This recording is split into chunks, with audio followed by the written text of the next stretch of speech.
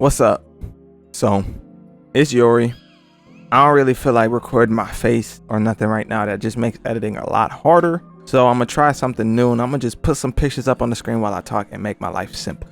That's it. Basically, this is gonna be my top 10 albums, top 13 technically, but I guess you can consider anything out of the top 10 as my best honorable mentions, and I only had 3. And that's basically it, just keeping it quick and simple. I just want to make this quick video, get my stuff done, you feel me, get my YouTube career started up again, you feel me, because we back in this. What you know about that, man? So basically, even though I am really my bad, so even though there is an order, I will just say this: I really had a hard time ranking all of these albums, because all of these albums honestly were my favorite albums of the year at one point in the year.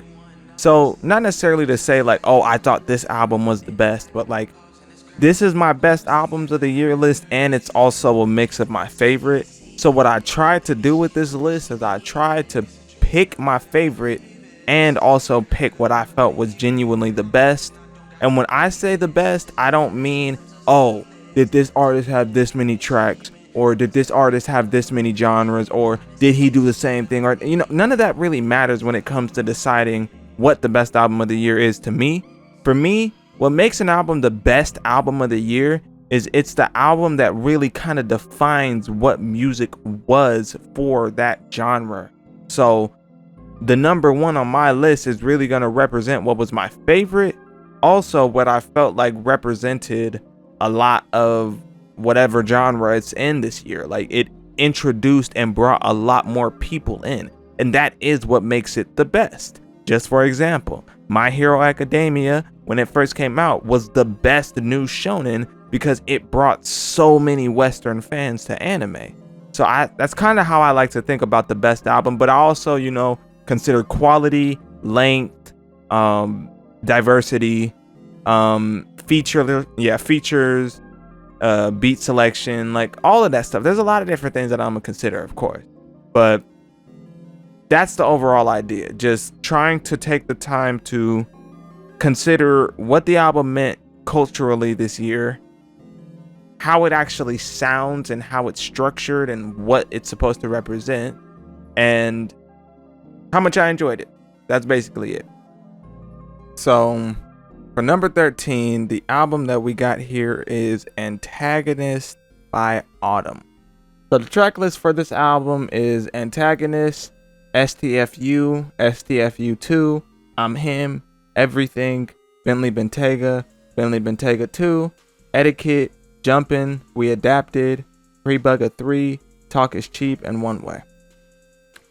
So this album honestly was supposed to make my top 10, but then I kind of looked at the albums that I put over it, and I'm like, even though this album was good, and it definitely was a statement from Autumn, because personally, I just didn't know that he had the capability to make music like this. Like, it definitely feels like this was a step forward from him when it comes to his sound and developing something that was a little bit more unique to listen to, rather than just like the plug and regular Autumn flows, regular Autumn lyrics. Like, it felt like he really tapped into his bag. But what really kills me with this album is just like, I don't get the point of having one version of a song and then making a second version of the song if it's not actually going to be a better version of the song. Like, if you're not making a part 2, like, I'll just say it to you like this: STFU was so good, I don't even listen to STFU 1. And I wouldn't blame somebody for listening to STFU 2 instead of 1, but it's just like, why put these on the same album? You might as well just put it on the next album then. But Bentley Bentayga 2, I don't ever listen to. I listen to Bentley Bentayga 1. And it just kind of bothers me with the way that it's structured. But outside of that, it's like, it sounds so good that I feel like it definitely deserves some props this year. Next up, we got Life by Yeet. So I have a really, really bad confession to make. I have like completely fallen in love with Yeet's music. So it's not really anything that you can do to convince me that he's not a good artist or that he doesn't deserve to be here. Whatever you're going to try to say to me, everybody has already tried to say it, and it doesn't work, because I think he's a great artist. And I think he is one of the best out of the new generation. And He's gonna be like the next Young Thug. I'm calling it now. You guys are gonna call me crazy, but seriously, he's gonna be like the next Young Thug. Anyways, this track list that we got here, we got Flawless, Up Off X, Out the Way, What It Feel Like, Got It All, Can't Stop, Crank, Talk, Come On, System, Holy One, and Killing Them.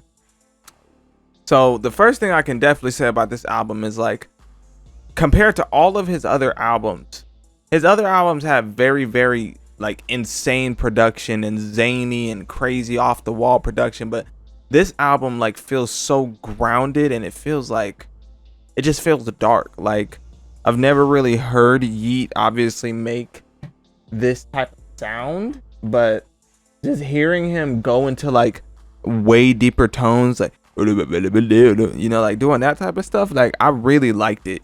And even though usually I am a fan of when he goes into, like, it's diamond flat, like when he be doing, like, it's, yeah, like, I love that. I love when Yeat starts doing that high pitched voice. In the same token, on this album, he just kept constantly, like, going back to that, you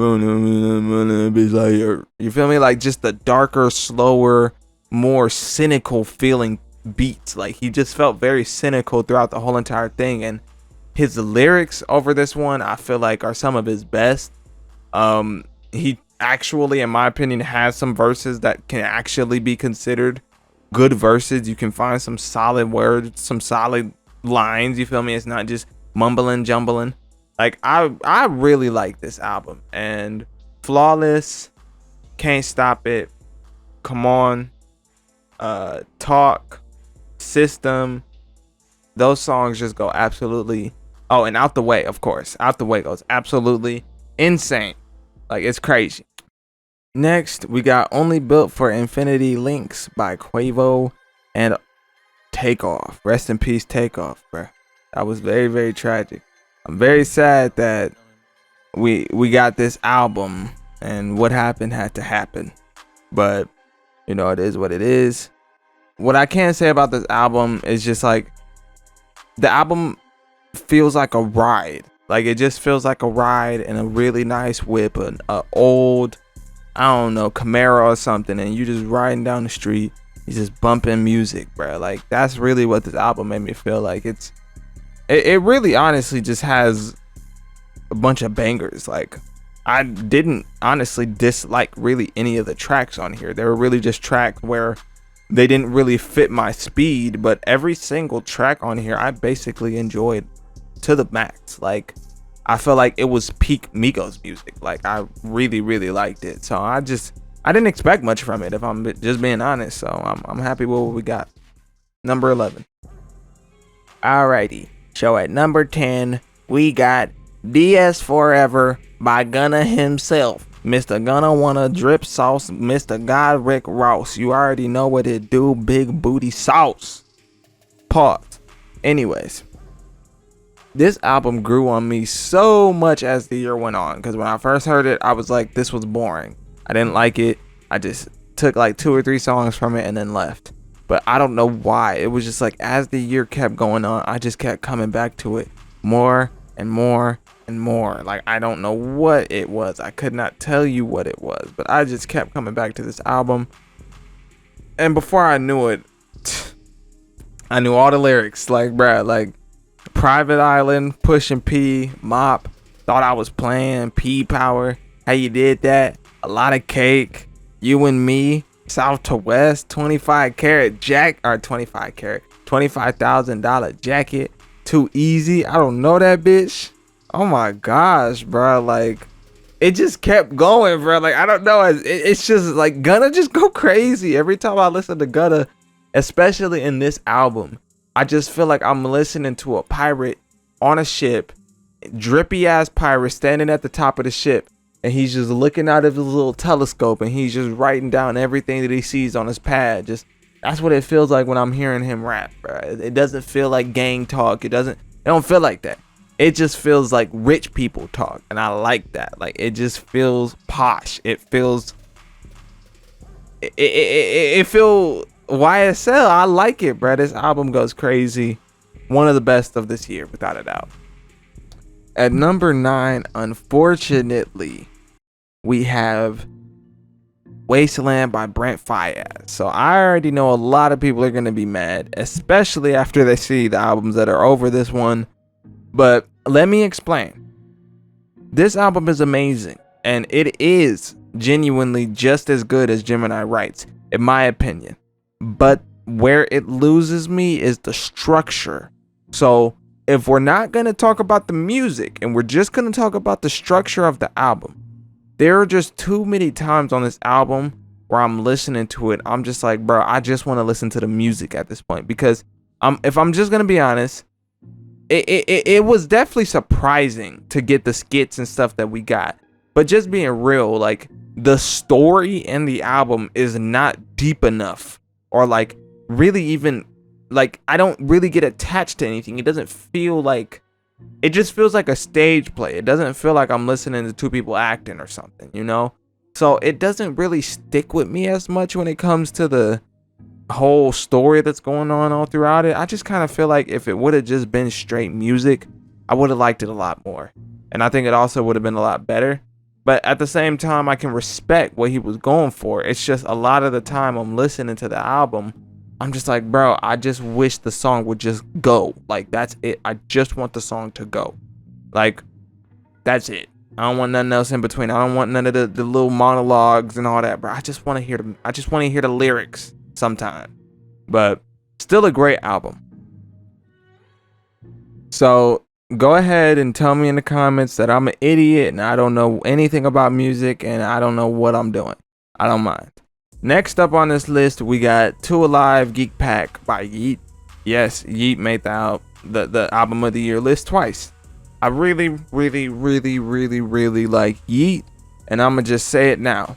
Poppin', banger. Outside, meh. Real Six, banger. Never Again, banger. Lil Geek, banger. Rocks Got Me, banger. Double, banger. On the Line, banger. Just Better, banger. Jump, banger. Don't Lie, banger. Rollin', banger. Taliban, banger. Narcotics, banger. Call Me, banger. Can't Die, banger. Lil M, banger. Still Count, banger. Big Tonka, banger. Can't Relax, banger. No Comment, banger. 3G, banger. New Turban, banger. Hater, banger. Way Back, banger. Love Money, banger. Dub, banger. Literally, I'm telling you, all of these songs are bangers, and I don't care what you say. It all works. It just all works. It all works. The pace, the songs, the beats, the way that he raps, the things that he decides to say, even though it's very hard to decipher. It all just works. I don't care what you say. It's number 8, bro. All right, so next on this list, we got Come Home, The Kids Miss You by Jack Harlow. So I know a lot of people don't like Jack Harlow right now. They feel like he's one of the worst rap artists in the game, but this is just what happens when an artist blows up. Everybody loves them, and then they get tired of him because they keep making music. It happens every time. Everybody will start loving Jack Harlow after he takes a 2 or 3 year break, and people are like, where did Jack Harlow go? He never releases music. Oh my God. But because he's actually been consistent, people want to hate on him. I don't get it. I think that Jack Harlow has been doing his thing. But just to say off rip how I feel about this album, when I started listening to this album, like I liked his last album. I do, but I'm more on like the side of how most people feel about it, and like it's pretty bland, it's pretty boring, and nothing much. But for me, Come Home, The Kids Miss You, I see it as a conceptual album. Now I know a lot of people don't. They just see it as Jack Harlow making, you know, catchy rap music, but I don't think that's what it is. I think that he actually has a concept. And I was sitting there trying to think, why would he call it Come Home, The Kids Miss You? Like, that's a really weird thing to name your second album. Like, I don't know. I just couldn't think of any reason why he would name it that. And when I think about it, you know, when he first blew up, everybody loved him. He kept releasing, doing remixes, you know, putting out hits. But after a certain point, you know, before Jack Harlow had blown up off of those hits, I had known him as an album person, but then he had became a singles person. And it feels like with Come Home, The Kids Miss You, It's almost like it's a really interesting thing, but I just really feel like what he's trying to do is he's trying to like create a legend behind his name, but not for the rap game. I feel like he's trying to do it for his hometown. So I feel like it's a double entendre too for his complete, you know, clear women issues that he has over this album. So how I see it is I feel like this is an album that's supposed to represent him going back to his hometown, reconnecting with the things that made him who he is, but also still constantly struggling and slipping back into the things that, you know, he's constantly gotten accustomed to. Like, that's how I see it. But I know a lot of people are going to be like, oh, you're reading too deep into it and all that. But look, there's Talk of the Town. You know, he starts off the album talking about how he's talk of the town. You know, he's made it up. He's at the top, blah, blah. Young Harleezy, that is such a smooth and just breezy track to have as a second track. It feels like a very nice introduction into this very high class world that he's in, at least for me. And then there's I Do Anything to Make You Smile. It feels like with I Do Anything to Make You Smile, that's when he starts. It feels like with each song, he slowly introduces the different vices that he's going to end up dealing with by the time he gets to the second end of the album. Because there is a difference. You go to First Class, which I know a lot of people don't like, but I think that it's actually a clever way to play on the song. Because Glamorous is a good song. But dog, if you're going to sit here and tell me that it has some deep meaning or something, and you were over here like dissecting the... No, dog, you were just listening to her. First class. Like, she wasn't talking about nothing, bro. Like, you can sit here and argue about it all day, say that he just filled up the beat with a bunch of nothing, but that's all she did too. And I think that when you really think about it, there's not really much you can do with that song. But in context with the album, I think it makes it even better. He's the talk of the town. People call him Young Harleezy, but now he's Jack Harlow. He's, you know, I Do Anything to Make You Smile. I could put you in first class. This girl looked just as good as Dua Lipa. But now she's my side piece. Side piece is a little iffy for like the first minute and a half, but I actually do like that song. And then Movie Star is where everything completely changes. The whole shift in the album. And Lil Secret is okay. I Got a Shot is okay.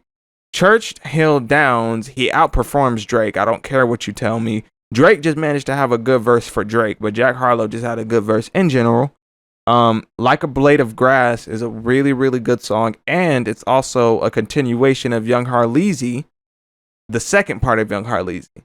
Then there's Parent Trap, Poison, Nail Tech, and State Fair. Like, everything after Church Hill Downs is definitely all bangers, without a doubt.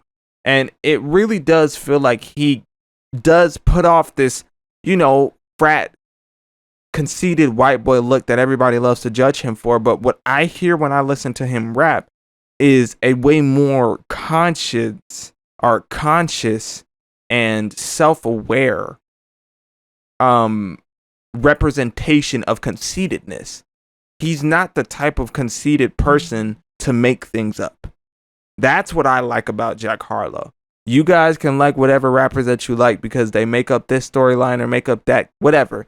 But based off of everything that we know about Jack Harlow, you can go and look at the receipts. Most of the things that he says he does in his songs, he genuinely does in real life. I rock with that. All right, so next up, we got a pretty quick one just because, if I'm being honest, I don't have too much to say about this album because it hasn't had enough time to stick with me, but it just genuinely surprised me so much that I can't help but put it up on this list. And that's SOS by SZA. The track list is SOS, Kill Bill, Seek and Destroy, Low, Love Language, Blind, Used featuring Don Toliver, Snooze, Notice Me, Gone Girl, Smoking on My X-Pac, Ghost in the Machine with Phoebe Bridgers, F2F, Nobody Gets Me, Conceited, Special, Too Late, Far, Shirt, Open Arms, I Hate You, Good Days, and Forgiveless featuring Old Dirty Bastard. I was not expecting to like this album. Number one, Number 2, I wasn't expecting it to even come out. And number 3, I really feel like SZA is tapping into like some punk rock shit that R&B artists need to do more. R&B artists need to test out more genres. Say whatever you want about original R&B and how artists are not doing this nowadays and R&B, whatever. I don't care. SZA is the only R&B artist that I hear actually trying out other genres and trying other things rather than just staying in the same lane constantly. And her way of maneuvering her voice and her just sequencing over a song is just insane. Like, I think it's really some of the best, and I can genuinely see her picking up from people like Baby Keem and Kendrick Lamar without a doubt. Next, we got Soul Sold Separately by Freddie Gibbs. I don't really know what to say about this album besides, like, I'm not even gonna really bother reading the whole entire track list. Like, just listen to it. Like, seriously, just listen to it. It's a great album. I love the concept. I love the constant reminders of you being in a hotel. I love the constant features and the constant just diversity in Freddie's deliveries. Like, they're just really, really diverse and gymnastic over this album, and I really, really, really liked it. I think that it's not as good as his other stuff, of course. It does feel a little bit more mainstream, but that's what he was going for. So I think that it was great. I'm not going to read the whole track list, but my favorite song is Feel No Pain, without a doubt.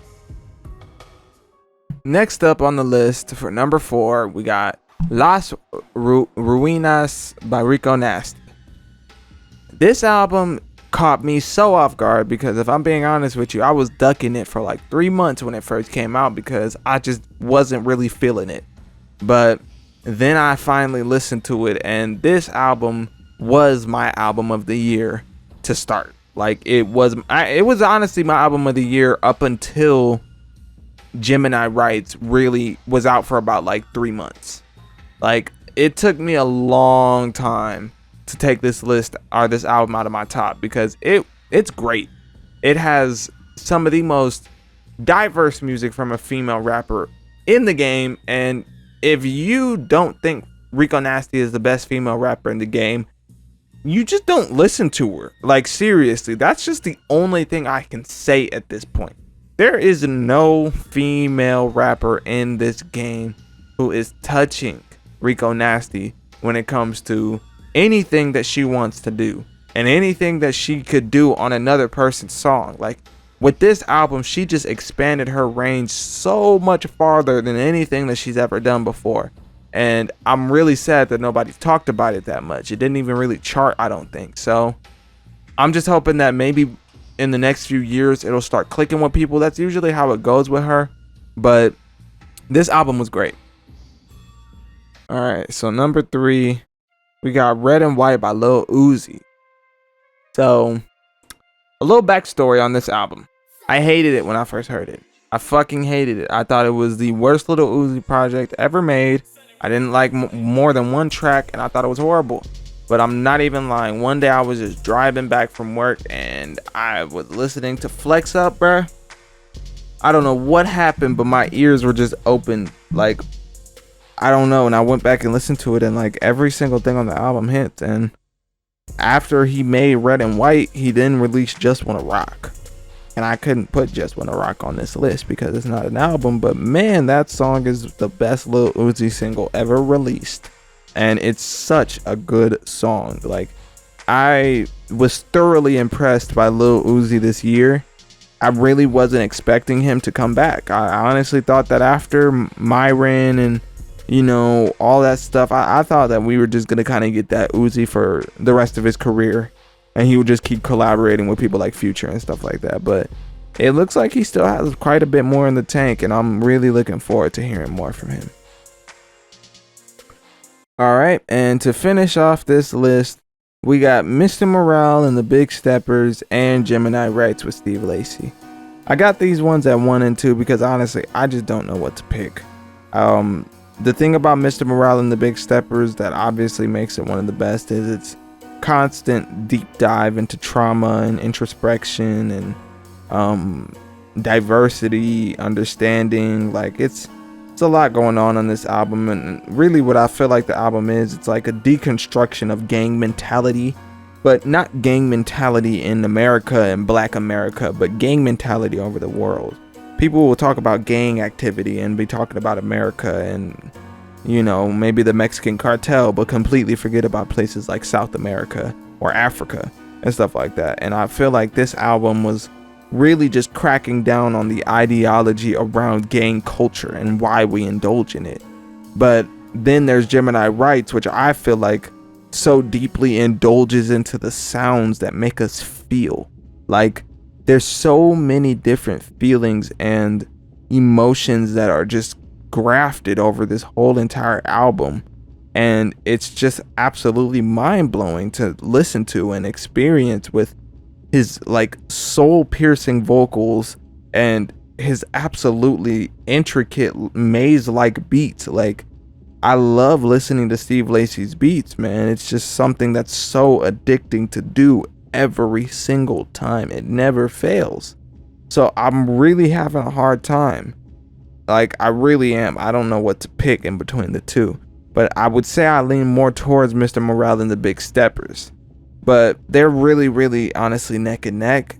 Either or can go there. But that's my list. I hope you enjoyed. Tell me your list in the comments if you want to, or not. Tell me my list is stupid. Whatever you want. Leave a like. I'm trying to come back to YouTube. And yeah, I'll see you guys later.